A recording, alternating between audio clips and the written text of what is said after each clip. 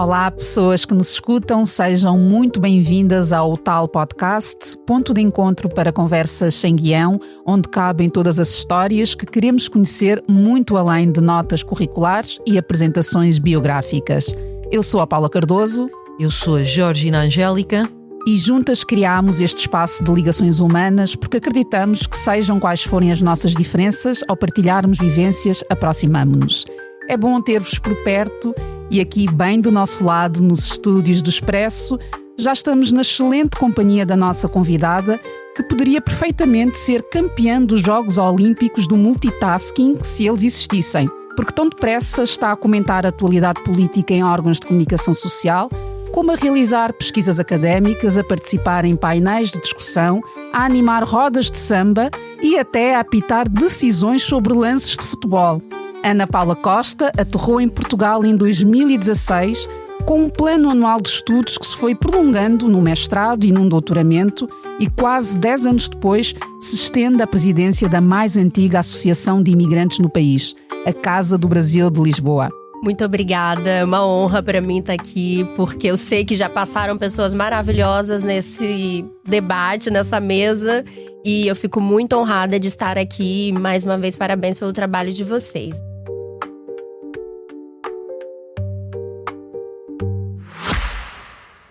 Olá, eu sou a Cátia Mateus e este é O Céu é o Limite, um podcast onde os líderes das empresas portuguesas conversam sobre o seu percurso profissional, os altos e baixos que enfrentaram ao longo do caminho, as ideias mais ousadas, mas também os erros e fracassos, sempre com uma boa dose de gargalhadas pelo caminho. Junte-se a mim nestas conversas, ouça O Céu é o Limite em expresso.pt ou na sua app de podcasts preferida e deixe-se inspirar. Bem-vinda, Ana. Tu nasceste no estado brasileiro de Espírito Santo, em concreto no município de Cachoeiro de Itapemirim, terra do rei Roberto Carlos, o que me leva a questionar se também será daí, para além da tua família naturalmente, que vem a majestade que te acompanha nos teus projetos. Bom, eu sou da terra de Roberto Carlos, mas também sou da terra de Rubem Braga e de Ricardo Sampaio, que é um grande compositor brasileiro de músicas que com certeza vocês já ouviram. A gente chama Cachoeiro de Princesinha do Sul. Uau! Uma pérolazinha ali que é rodeada de montanhas, muito calor, uma das cidades mais quentes do Brasil, mas uma cidade de médio porte, né? O Espírito Santo é um estado pequeno, Cachoeiro é uma cidade pequena, apesar de não ser a menor cidade ali do meu estado, da região, e nasci ali nessa cidade muito artística, muito boa, uma cidade bastante influenciada pelos atores, pelos autores da literatura, e sou muito honrada também de ter vindo desse lugar. Olha, mas que música é que nós provavelmente conhecemos, que estavas aí a indicar? Ricardo Sampaio, eu não quero ser induzida ao erro ou falar errado. Ricardo Sampaio, ele tem muitos sambas, né? Então vocês devem conhecer uns sambas que vai se espalhando por aí, veio dessa leva de Roberto Carlos, etc. E foi ali um grande compositor brasileiro. Olha, e voltando ou ficando ainda na tua infância ou na tua terra natal, eu sei que tu tens também, da parte da tua família, um background ou um enquadramento que é diferenciado em relação, provavelmente, à maior parte da população negra no Brasil. Porque tu estudaste num colégio particular, por exemplo. Como é que essa infância te preparou? Bom, quando eu falo da minha família, eu sempre gosto de falar que eu sou neta da Jovelina, sou filha da Ângela e do Paulo César, e tenho um irmão que se chama o Everton Luiz, que é 15 anos mais velho que eu. Sou temporão, então eu tive esse privilégio de nascer num berço de muito afeto, de amor, e uma família espetacular, maravilhosa e muito trabalhadora, né? É uma história longa, mas a história, por exemplo, da minha família por parte de mãe foi: a minha avó ficou viúva no momento de fragilidade daquele tempo de ser uma mulher viúva, né? Estamos ali falar de 1940, por aí. Imagina o que ia ser uma mulher viúva com 5 filhas, né? Ui. Então, minha avó teve que espalhar as meninas pelo Brasil. Algumas foram para o Nordeste, outras foram para o Rio. Minha mãe, por exemplo, foi para o Rio, junto com uma outra tia, trabalhar em casas de família. Depois conseguiram se reestabelecer. Minha avó reuniu de novo as filhas e conseguiu se reerguer. Comprou uma casa, que foi a casa de todo mundo. A casa da minha avó era a casa do quintal, né? Todo mundo tava ali de pé no chão, junto com as coisas que elas plantavam, com as galinhas que tinham lá. Então, eu venho desse berço dessa família que conseguiu se reerguer muito numa força feminina, né? Uma família. Minha avó teve um filho e que faleceu, né? Por questões de saúde na época. E depois teve essas filhas, né? É uma família materna mesmo, com essa base de mulheres muito fortes, que passaram por momentos de muita dificuldade. E o meu privilégio foi que os meus pais tiveram o entendimento de não repetir para a filha esse caminho. Nem para o filho, no caso, né? Do meu irmão. A partir de muito trabalho e abdicações de coisas para eles, os meus pais entenderam que a educação seria talvez o melhor caminho, né, para que eu tivesse um outro futuro. O meu pai, por exemplo, teve esse entendimento porque, em determinada hora, ele fazendo faculdade, teve que deixar de fazer faculdade. Isso é a história de muitos homens e mulheres negras do Brasil. Teve que deixar de fazer faculdade porque, sendo o filho mais velho, teve que trabalhar para ajudar a família. Sim. Então, eles tinham muito esse apreço e entendimento que a educação, de fato, é a base de tudo. Um letramento racial que não era, naquele momento, muito… Como é que eu vou dizer? Comum? Não comum, não era um letramento racial proposital, né? Meus pais nunca foram militantes, meus pais… essa leitura racial deles era muito sensibilizada pela realidade que eles viviam. É isso. Porque no Brasil ainda, sobretudo naquela época, né? Tô falando de 1950, 1960… A divisão racial é muito marcada no Brasil. E eles tiveram esse letramento racial a partir da experiência deles, né? Pessoas negras só podem ocupar determinados postos de trabalho. A ascensão social está muito reservada para alguns. O racismo muito forte. E eles me criaram nessa perspectiva que eu era para ser o que eu quisesse. E eles iam propositar essa forma através do trabalho. Trabalharam muito os dois. E foi isso. Fui estudar numa escola católica, né? Sou uma escola privada, católica no Brasil. Depois fui para uma outra escola, também privada, mas com uma outra metodologia, que se chamava Escola Guimarães Rosa, uma escola das artes, uma escola que eu pude estudar música, né? Estudar música, estudar mesmo.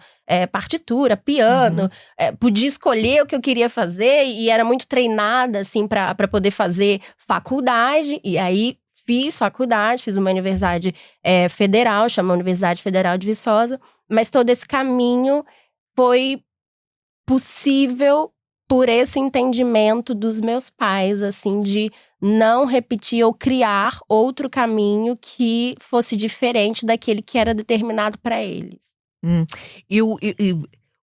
Não vamos assumir que que as pessoas que ouvem este podcast sabem o que é dizer letramento ou literacia racial. O que é literacia racial? É ter mesmo um entendimento de como o racismo opera, né? Essas desigualdades das nossas vidas, seja nas relações cotidianas, né, do individual e do coletivo, né, o tratamento, né, os acessos, seja também do ponto de vista das oportunidades, né, esse letramento racial é ter esse entendimento que a desigualdade racial, ela afeta e determina o futuro das pessoas, né, e considerando que é importante ter esse entendimento. No caso dos meus pais, como eu disse, era basicamente a partir de um entendimento da realidade deles, não a partir dos estudos ou da militância. Isso veio mais à frente, isso veio através até de mim, inclusive, né, com eles. Mas esse entendimento de como essa estrutura racial, e aqui eu tô falando do Brasil, né, mas obviamente pode ser transversal a Portugal, sim. Ela de fato limita, né? E a Sueli Carneiro fala muito isso, que, por exemplo, no caso do racismo no Brasil, as escolas, elas são o rito de passagem das pessoas negras pro racismo, né? É ali que, e sobretudo nesse caso, de estudar escola privada, eu sempre fui ou a única ou a segunda menina negra. Só tinha eu e mais uma na escola, ou mais um na escola. De como as escolas também são esse rito de passagem pro racismo. E se não há esse entendimento, seja ele intuitivo, seja ele mesmo prático, né, intencional das famílias, as crianças, de fato, são levadas por um caminho no Brasil que é de morte mesmo. Então aqui a mensagem é não esperar pela escola, mas sim as famílias empoderarem-se e terem este conhecimento e ir passando aos filhos, não é? É preciso dos terminologia, exemplos, preparar. Exato. E ainda é preciso? Ainda é preciso, e aqui acho que as famílias negras têm um papel fundamental que é o interno, de trabalhar isso dentro das famílias, dentro das casas, né? Na maneira que é possível. Atenção, porque aqui há muitas questões, geralmente as famílias trabalham muitas horas. Essa atenção para a criança ou para o adolescente, nós sabemos que fruto dessa desigualdade também penaliza as famílias racializadas, mas também reivindicando para as escolas, né? Esse trabalho de comunidade, e é uma via de mão dupla, porque as escolas também precisam se inserir nas comunidades e considerar as famílias quando vão pensar nas suas políticas internas da escola, de que seja um lugar seguro para todas as crianças e as negras, inclusive, as outras que sofrem algum tipo de preconceito ou de bullying, o que é muito comum, infelizmente, nessa faixa etária. As famílias têm esse papel muito importante, né? E de ser a base. Eu sempre uso isso, né? No caso das crianças, dos adolescentes, dos jovens, onde eles podem voltar, né? E voltar com esse lugar de acolhimento e de fortalecimento também, né? Porque é isso de ouvir obviamente, quando meu pai me disse isso muito criança, ele sabia que não é verdade, né? Quando ele disse, não, você pode ser o que você quiser. Claro que ele sabia que eu não podia ser o que eu quiser, né? Porque não é assim que as coisas funcionam no mundo, né? E no nosso caso, né? Mas ele disse isso para que a minha mentalidade fosse, olha, vislumbre aquilo que é possível e pense que é possível. E tu acreditaste no que teu pai te disse? Acreditei, não. Com certeza, acreditei muito. E é muito bom que às vezes a gente é meio alienado. Às vezes a alienação é boa, que a gente vai fazendo as coisas sem ter noção que não é possível. E acaba sendo possível porque eu acho que eu fui um pouco com a vida resistente no sentido de não aceitar muito os papéis que poderiam ser me determinados. Assim. É tão possível que chegaste à presidência da Casa do Brasil, ainda por cima num contexto político, social tão desafiante. Sim, sim. E como é que tem sido essa jornada? Talvez a palavra seja exatamente essa, desafiante, bastante desafiante, porque nós estamos a vivenciar um momento político em Portugal muito complicado. Obviamente as migrações estão em cima da mesa e as pessoas imigrantes, infelizmente, têm sido usadas para espiar muito dos problemas, né, sociais que nós temos no nosso país. Mas além disso, há questões profundas, né? Eu acho que nós estamos a passar por uma crise democrática, né? Estamos a ver aqui alguns direitos que não são exclusivamente das pessoas imigrantes. Falo da migração porque obviamente é uma parte do meu trabalho, mas nós estamos vivendo aqui um atentado a direitos conquistados, e mais do que direitos conquistados, a ideia de que os direitos devem ser garantidos para todos. E quando eu falo de direitos, é a partir desse princípio de igualdade, justiça, etc. Porque eu acho que é problemático, não é só apenas a tentativa de retirada de direito, e muitas vezes eles conseguem, né? No caso da imigração, muito provavelmente vão conseguir.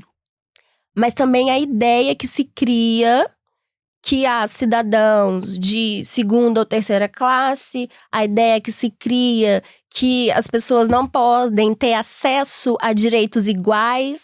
Isso é muito problemático, porque há uma mentalidade aqui de voltar a um momento onde a desigualdade ela não era só promovida e aceite, ela era também uma visão de mundo. E todo o processo democrático foi de construir um mundo que fosse igualitário e livre para todas as pessoas. E aqui essas ideias andam muito por aí, né? De não tem que ser igual para todo mundo, não. Tem imigrantes, tem pessoas que são melhores que as outras, são mais civilizadas que as outras, entende? E isso também é o problemático e desafiador desse tempo, porque além de lutar para que os direitos das pessoas imigrantes e os direitos como um todo sejam garantidos, é também lutar contra ideias que reforçam as desigualdades, e todas elas. E esse é o momento, do meu ponto de vista, peculiar aqui em Portugal, né? Sobretudo falando de um pós-25 de abril, onde essas ideias foram combatidas, e ainda bem, né?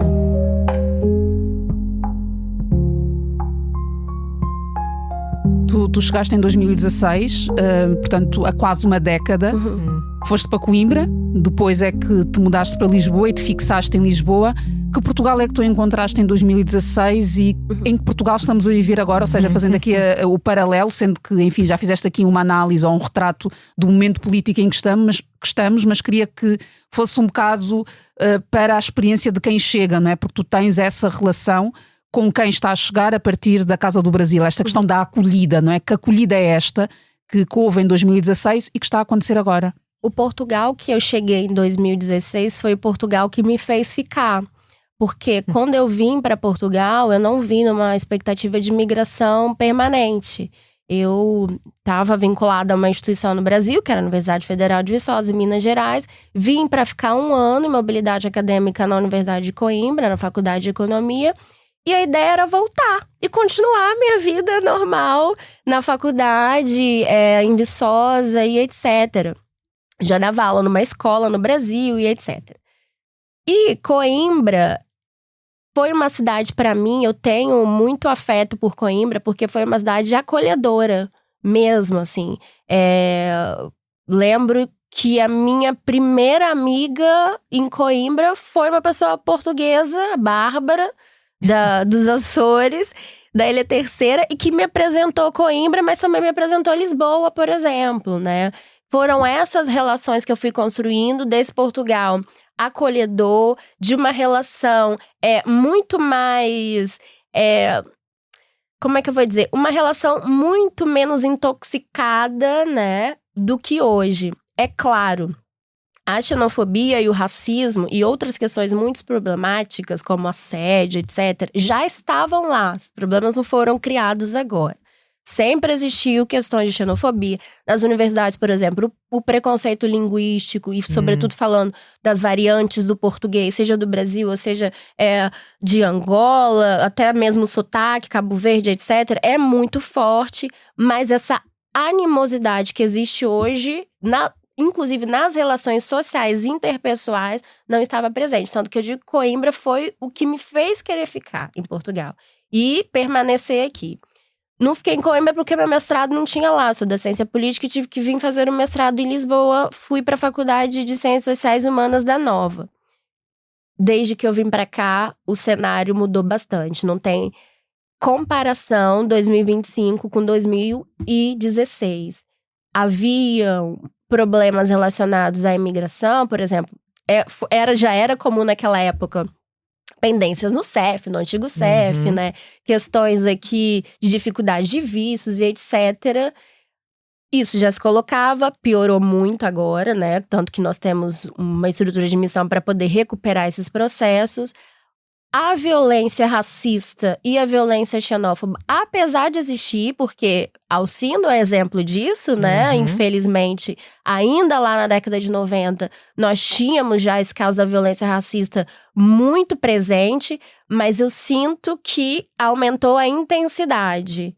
Eu vejo que antes tínhamos casos de talvez 2, 3, 4 casos ao ano. Hoje nós temos casos, trabalhando na associação, nós sabemos que temos casos toda semana de algum tipo de violência racista, de algum tipo de ameaça, né?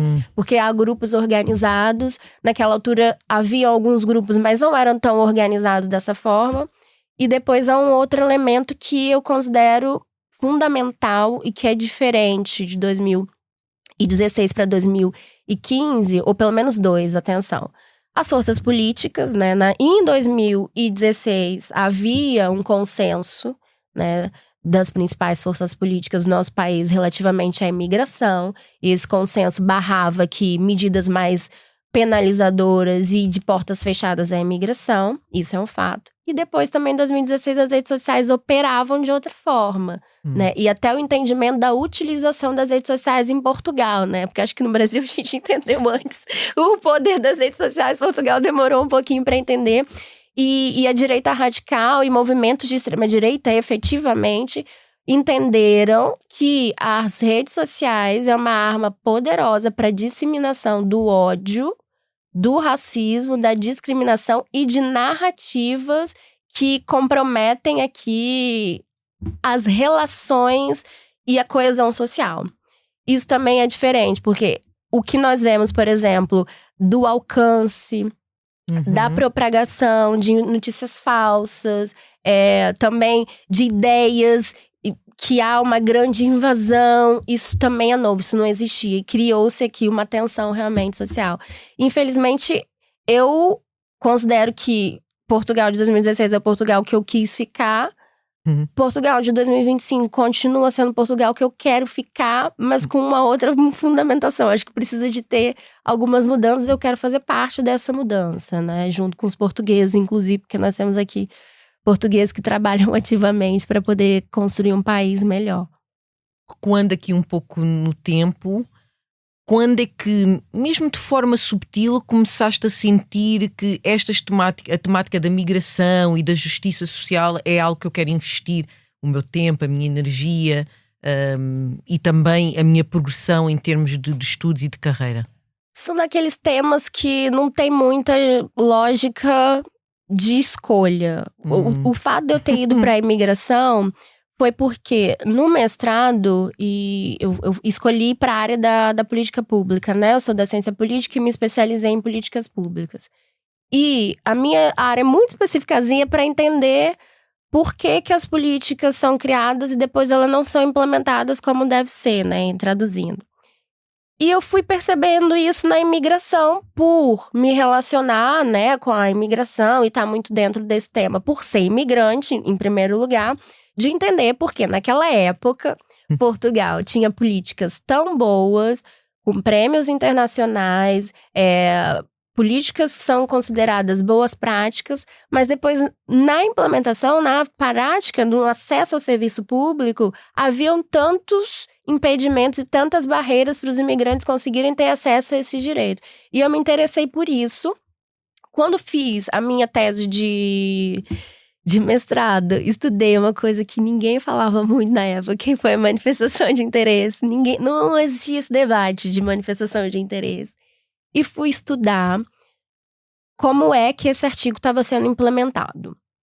Por causa disso, fiz uma pesquisa de campo e acabei indo fazer a pesquisa de campo na Casa do Brasil de Lisboa. Porque a comunidade brasileira, na época, já era uma comunidade muito expressiva. E eu usei como uma amostra para minha tese de mestrado.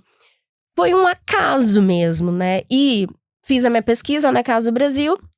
Depois entrei como voluntária, depois fui funcionária da Casa do Brasil, depois me demiti para fazer o doutoramento, porque tive bolsa da FCT, mas continuei na Casa do Brasil, fui para a direção e depois acabei sendo presidente.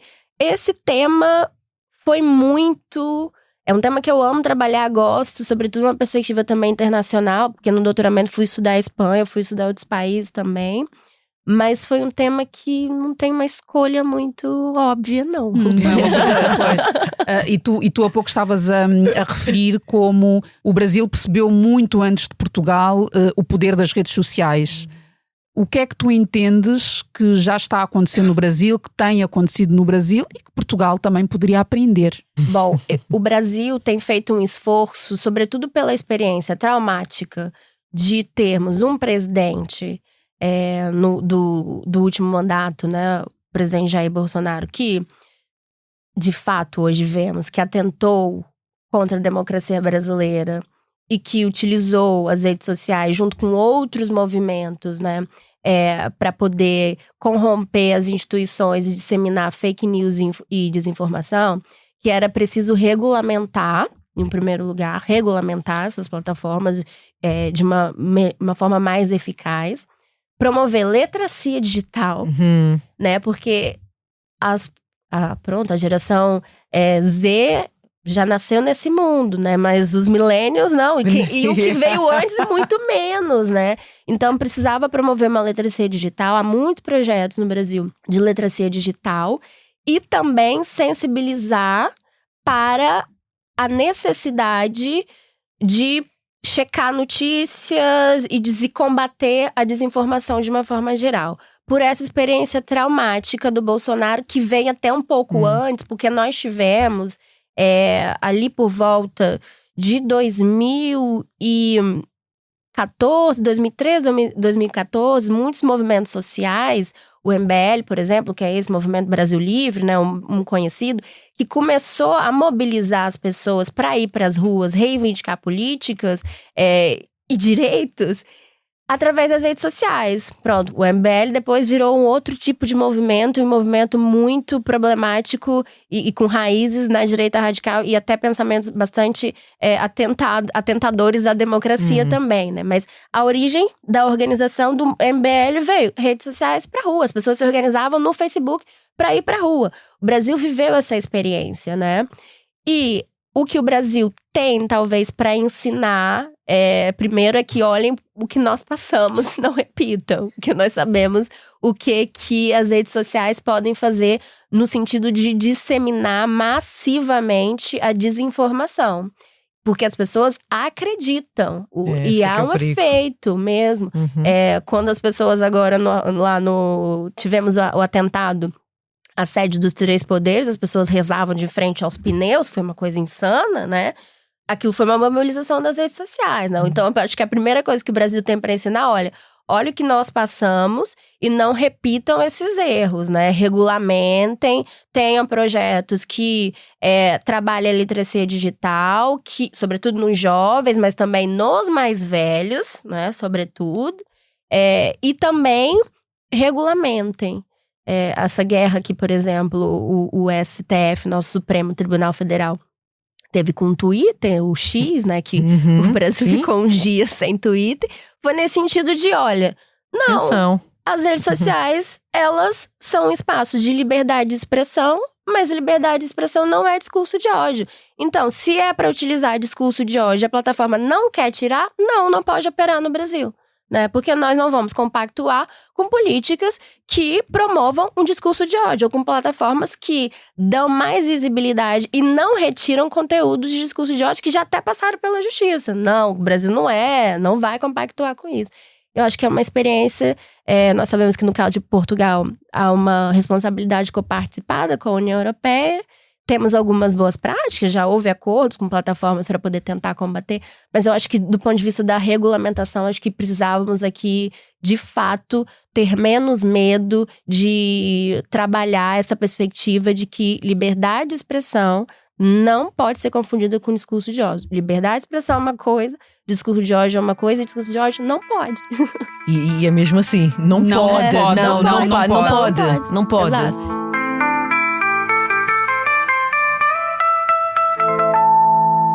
Migrar também é reconstruir-se. Sim. Como é que tu tens te reconstruído em todo este processo? Eu acho que é engraçado, estávamos falar aqui na conversa dos bastidores do nome, né? Que todo mundo me chama de Ana Paula aqui em Portugal. E começou quando eu vim pra Lisboa, ou me chamam de Ana, mas no Brasil ninguém me chama de Ana Paula. Nem de Ana. Nem de Ana. Nem de Paula. No Brasil, desde criança, todo mundo me chama de Paulinha, enfim. E quando vim pra Portugal, quando vim pra Coimbra, as pessoas ainda me chamam de Paulinha. Depois eu vim pra Lisboa de Ana Paula. E logo assim, eu lembro do início, quando eu ia pro Brasil, eu ficava meio confusa, né? Porque logo isso do nome, me chama de Ana Paula, que me chama de Paulinha. Enfim, eu acho que eu sou mais a Paulinha do que a Ana Paula. Mas hoje em dia tudo bem. É reconstruir no sentido que você migra para um país, você também aprende e renasce de novo. Migrar é também renascer de alguma forma, porque você vai entender e precisa para viver naquele país os códigos, né? Coisas básicas, né? No Brasil se chama INSS, que é a Segurança Social. Aqui chama Segurança Social. É o básico, que às vezes parece óbvio quando a gente já vive muito tempo, mas é no pormenor mesmo. É de entender o que é um governo, como é que funciona essa distribuição, o que é, por exemplo, o serviço público, como é que você... Há formas de estar em Portugal que é diferente de forma de estar no Brasil, né? E como não no sentido de formatação, mas no sentido de entender os códigos e a conduta também, né? E é um renascer, migrar e se reconstruindo, assim. E é um processo que, no meu caso, acho que foi muito bom, porque eu consegui construir, tive esse privilégio também, de construir boas relações. Sejam com os portugueses, e falo de relações interpessoais, privadas mesmo, íntimas. Seja com os portugueses, ainda bem, passaram pessoas maravilhosas portuguesas para minha vida. Eu falei da Bárbara, mas tive uma senhoria espetacular em Coimbra também, Maria João.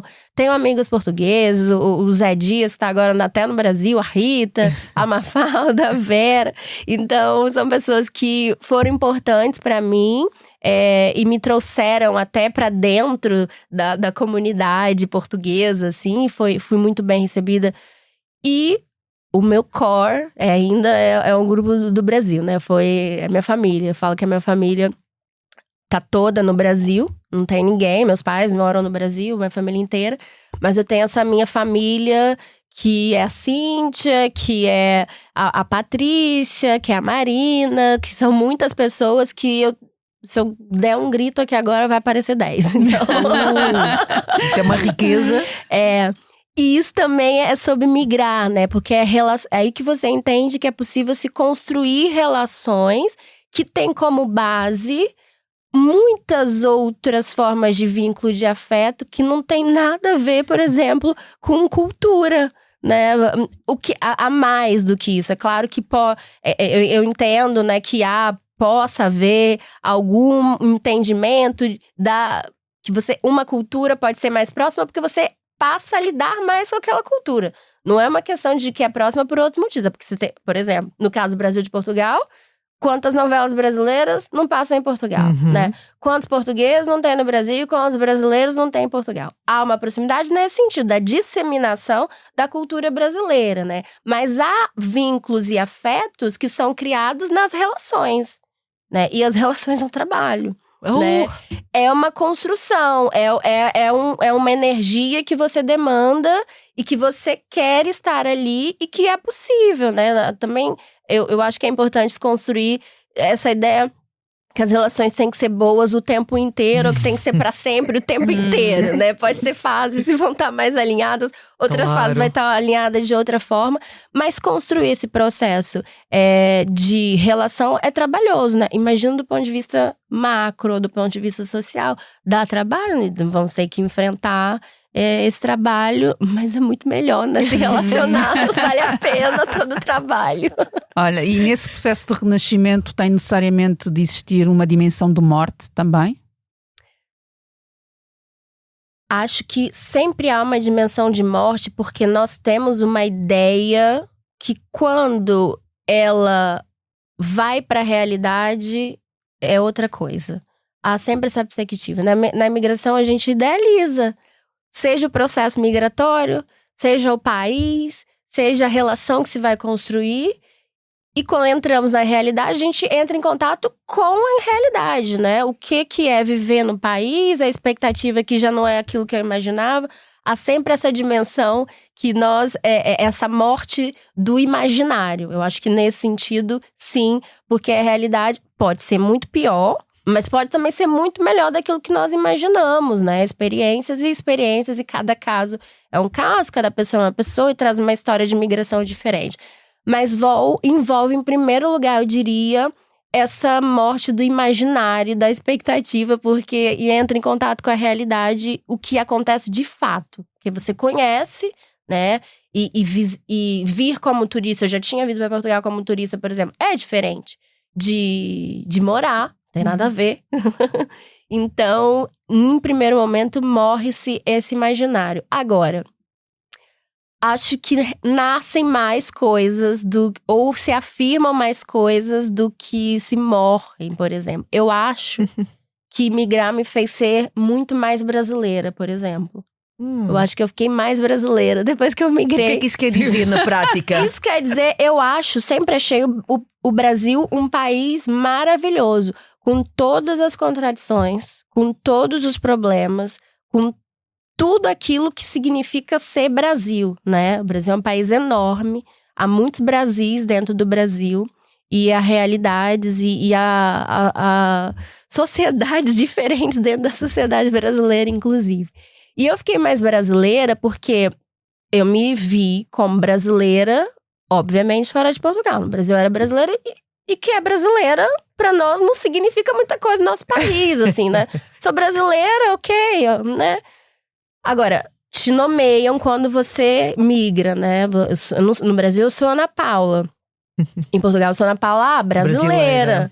Né? Às vezes até a brasileira antes da Ana Paula, Exato, né? te nomeiam. Então aqui eu vim entender o que significava ser brasileira, que é a partir de um estereótipo, de um imaginário que existe aqui, do que Portugal, do que os portugueses acham que é ser brasileiro. Que não necessariamente tá correto do que é ser brasileiro no Brasil, né?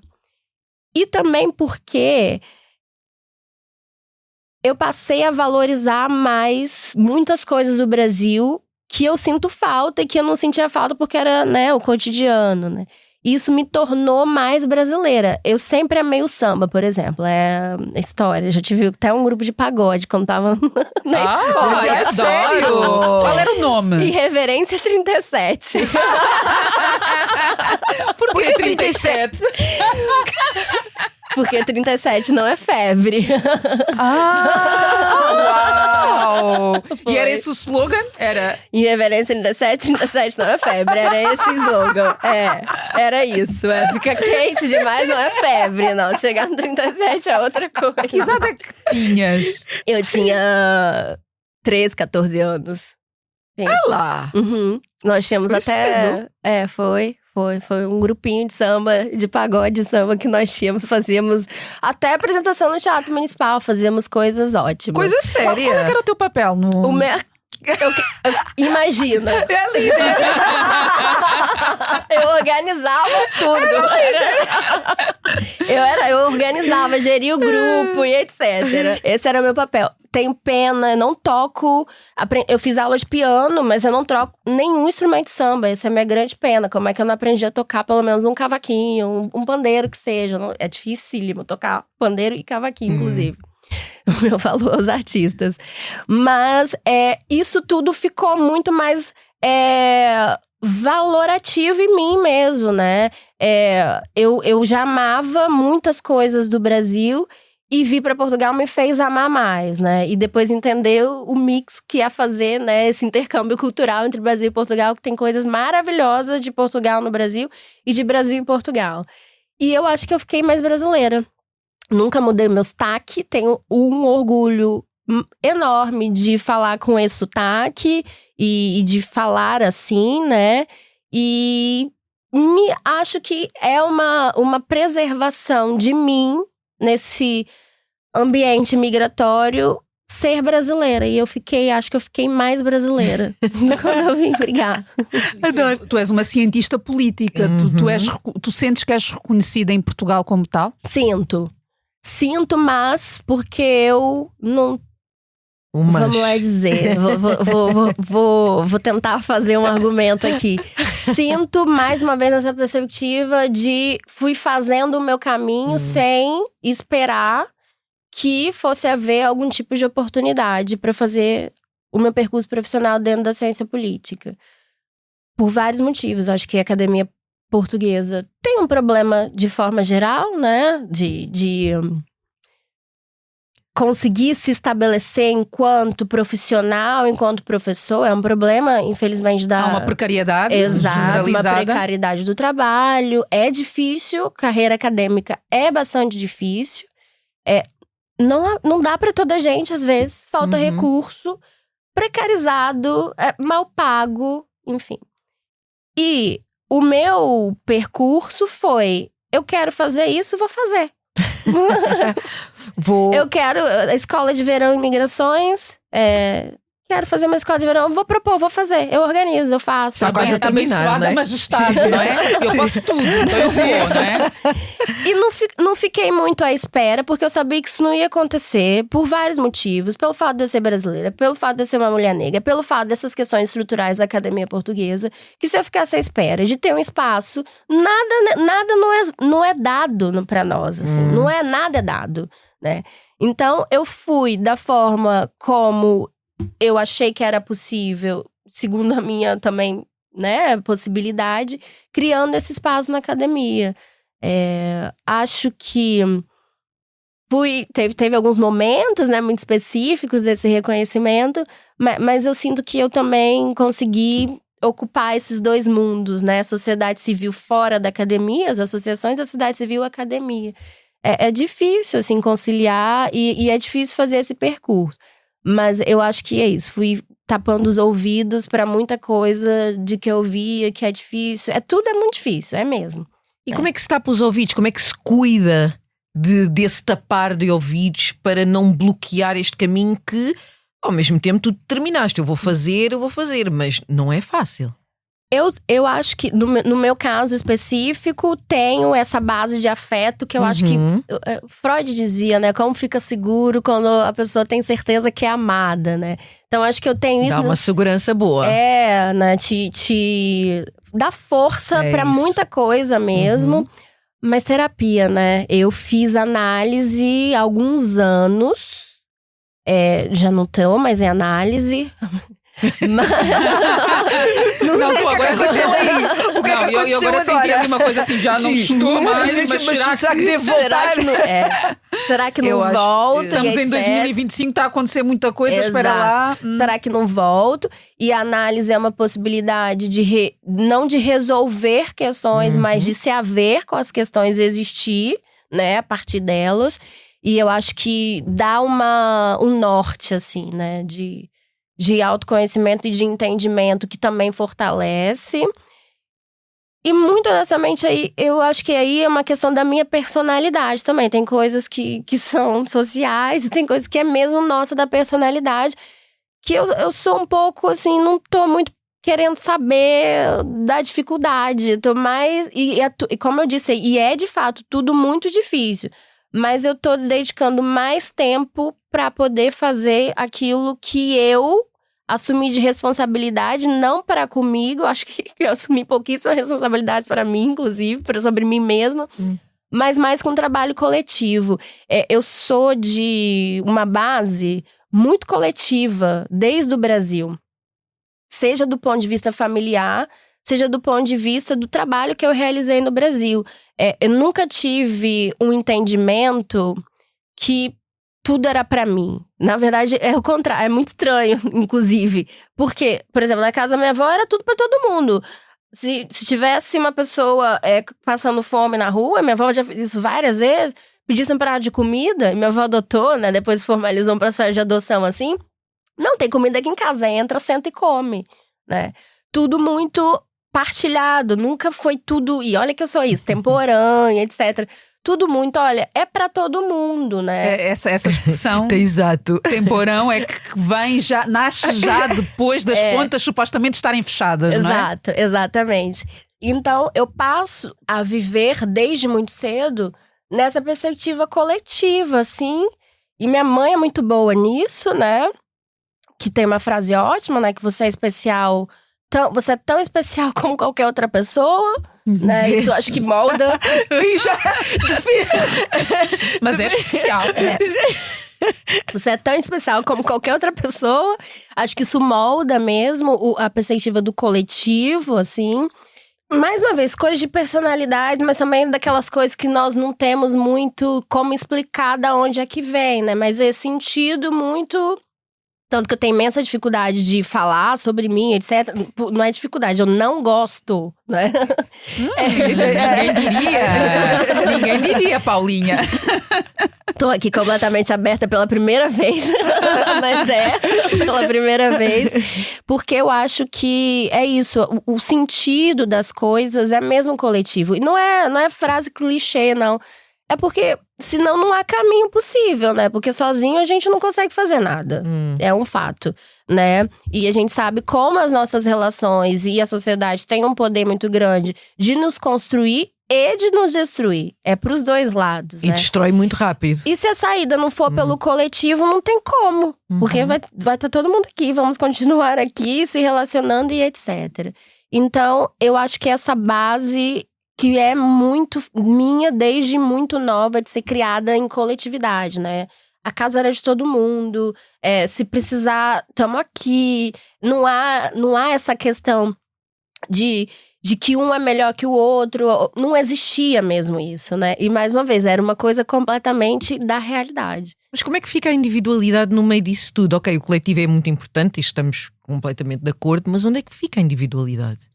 A individualidade, eu por incrível que pareça, eu consigo ser os dois, assim, né? Porque do meu ponto de vista, no meu caso, como a minha individualidade, ela foi construída a partir de uma coletividade, há muito claro que é possível ser coletivo e o que é individual.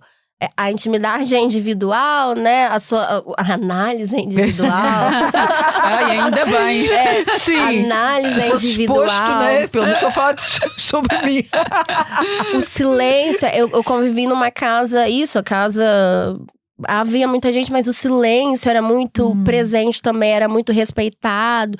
E convivendo assim, você vai estabelecendo os limites, né? E as balizas do que é coletivo e o que é individual.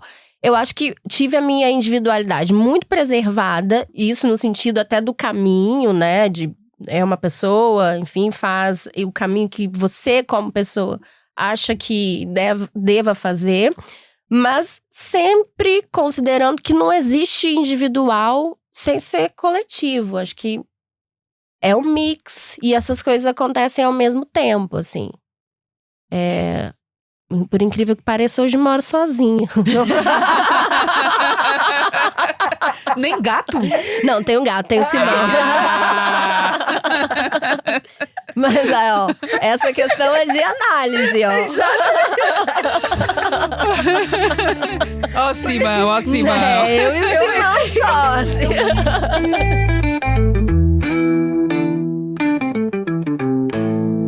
Estava só aqui a pensar na alegria que tu transmites sempre. E agora, ao longo da nossa conversa, há sempre aqui um equilíbrio. Portanto, traz aqui muitos polos, mas vais aqui segurando os pratos, equilibrando, não é? A tristeza bate, imagino eu, muitas vezes também, ou algumas vezes, até porque estás longe de toda a tua família. Como é que tu deixas que essa tristeza aconteça e vives esse momento? Ou fazes aquele exercício do não quer sentir isto, agora vou chamar todo mundo?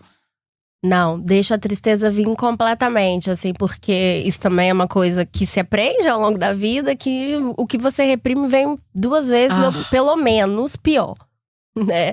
Nesse sentido dos sentimentos. Então, obviamente, muitas vezes, não só a tristeza, mas o medo bate muito forte, assim, né? O sentido de responsabilidade, mas nesse peso de se der errado, a responsabilidade é minha, bate muitas vezes. E momentos tristes também batem muitas vezes, assim. E eu deixo vir, porque não há forma de não deixar vir. Porque eu também quero continuar sendo feliz, né? E se eu não vivo a minha tristeza, não vai chegar a felicidade, né? Porque eu vou reprimindo, vivendo aqui numa situação insustentável. A tristeza bate, e aí… Talvez, falando de individualismo, essa é a parte que eu seja mais individual. Eu gosto muito de estar eu e a minha tristeza. Compartilho, obviamente, com amigos, com a família. Mas eu gosto mesmo de estar preservada nesses momentos mais de tristeza e de dor. Sou mais reservada nesse sentido. Mas bate, talvez, um momento… E falando de migração, um momento mais triste, foi horrível, foi doloroso, assim. Foi quando eu perdi… Isso foi ali em 2018, 2019. Eu perdi um primo muito querido, né? Que cresceu comigo, etc., no Brasil. E foi uma perda, foi um infarto. Então foi aquela perda que ninguém esperava. Era jovem, etc. Foi muito rápido. E eu vivia já em Portugal. E o que aconteceu? Não dava tempo de eu chegar no Brasil pra despedir, pro velório. Não dava tempo. A questão é isso. Foi infarto, aconteceu, não dava tempo. Eu ia demorar no mínimo 12 horas pra chegar no Brasil e já ia estar tudo acontecendo. E esse momento foi assim, devastador mesmo, porque eu não pude despedir da pessoa que cresceu comigo, que me cuidou e etc. E eu lembro que eu tava quando eu soube, eu tava num evento. E eu fui pro banheiro chorar, assim, naquele desespero de eu quero ir embora agora, quero estar perto da minha família e não consigo voltar. E isso é um processo da migração também, é uma tristeza que vem, porque existem momentos, seja de tristeza, seja de felicidade, que nós não conseguimos estar por impossibilidade física, lógica mesmo, não dava. Apanhar o voo, etc., não tinha como. E esses momentos também fazem a gente... Me fazem especificamente, porque eu acho que é na tristeza também que a gente vai se fortalecendo, porque vai, né, revisitando, vai entendendo, e acho que a nossa força se aperfeiçoa na fraqueza mesmo.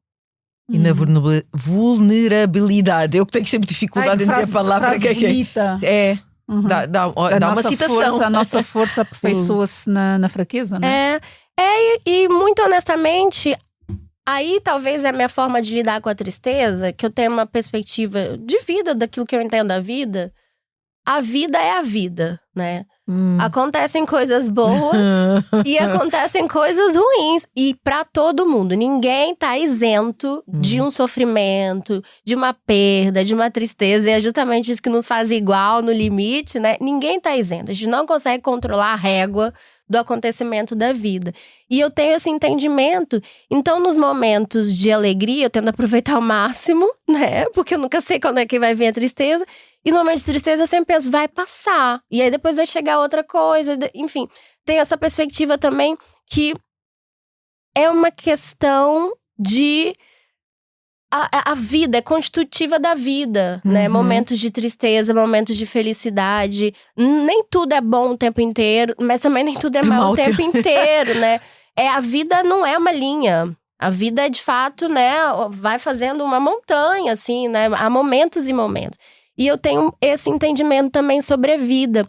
E daí, eu acho que nos momentos de tristeza, eu sou triste, mas eu não sou desesperada.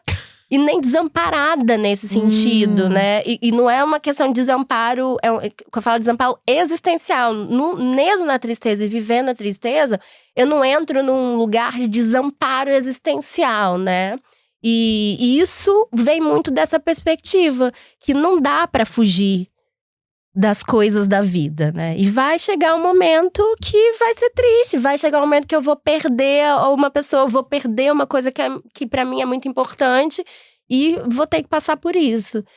Gostaria de não, mas não tem como evitar, né? Não tem como.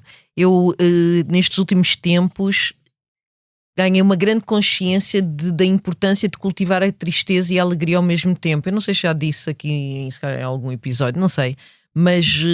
tudo o que tem acontecido na minha vida nos últimos anos e nos últimos 3 anos, de repente tornou-se muito claro, porque eu fazia uma coisa que é, estou triste, estou triste, agora estou à espera do momento da alegria, e eu percebi que não, as duas coisas cultivam-se, e eu aprendi até com uma colega de trabalho na altura que estive em Angola. Não é? Coexistem, exatamente. Quando estive em Luanda, uma colega, eu dizia, mas como é? Ela todos os anos perdia uma pessoa da família. Eu dizia, como é que tu consegues? E ela dizia, olha, a vida é a vida sendo a vida, mas quando ela estava ela dizia, quando há momentos de alegria, é mesmo para nós aproveitarmos ao máximo, porque isso depois acaba por ser qual é a palavra certa? É uma reserva. Exatamente, para os momentos também precisamos. Depois é uma questão muito pessoal, isso é minha, né? Isso tenho muito claro o destino das mulheres negras foi traçado para ser um destino de dor e sofrimento. Isso eu não aceito, né? Eu também não. Eu também não quero, não faz. Não. Então eu sou meio brava com a vida nesse sentido. Aí a gente briga, no momento que eu brigo com a vida, não aceito. Claro. Se foi determinado, seja do ponto de vista de todas as questões históricas e estruturais que nós temos, a servidão, a subserviência, né, a dor e o sofrimento, eu não aceito. Eu quero um destino diferente, porque teve muita gente que, antes de mim, lutou para que o meu destino fosse diferente. Eu sei que, obviamente, isso não é uma questão individual, não depende de mim. Mas no que depender de mim, eu não vou me resignar ao sofrimento e à tristeza, porque isso é que é esperado, né? O que não é esperado é ter uma vida boa, uma vida digna, né? Abundante. Uma vida feliz mesmo, né? Considerando isso da tristeza e da felicidade. Uma vida feliz envolve tristeza e felicidade. Então eu sou um pouco briguenta com a vida, assim. E ela falou, não, isso não, você não vai ser, não vai ficar assim, não. A gente vai acertar suas contas daqui a pouco, não falta muito. Eu adoro isso. Não vai ficar assim, não. Também gosto muito. Também, adoro.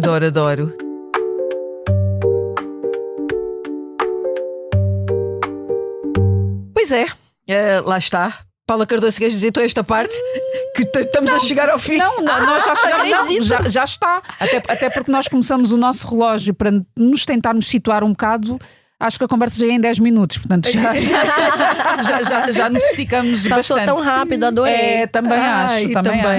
Também gostei. Não, e grata muito por teres trazido a Paulinha, não é? Porque eu adoro ouvir-te falar sobre política, as tuas reflexões todas que tu tens partilhado, mas e depois também sentia necessidade de saber mais sobre aquela que é a tua história de vida, não é? Desde o cachoeiro. E é a primeira vez mesmo que eu falo sobre isso publicamente. Assim, né? Não é de uma pessoa reservada nesse sentido, mas entendo também que possa ser positivo compartilhar aqui alguns pensamentos que são mais existenciais do que políticos, sendo políticos também. São todos. São todos. Exatamente. Olha, grata, foi mesmo um grande gosto escutar-te, ouvir-te e lá está, conhecer a Ana Paula Costa, a Paulinha, como a minha Paulinha disse.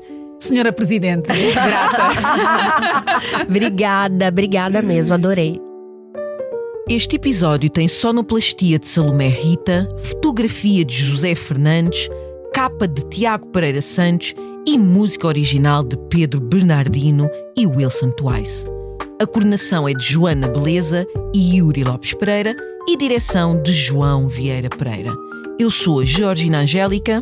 Eu sou a Paula Cardoso. E estamos de volta na próxima semana. Até lá, sigam-nos nas redes sociais e subscrevam a nossa newsletter em www.utalpodcast.com.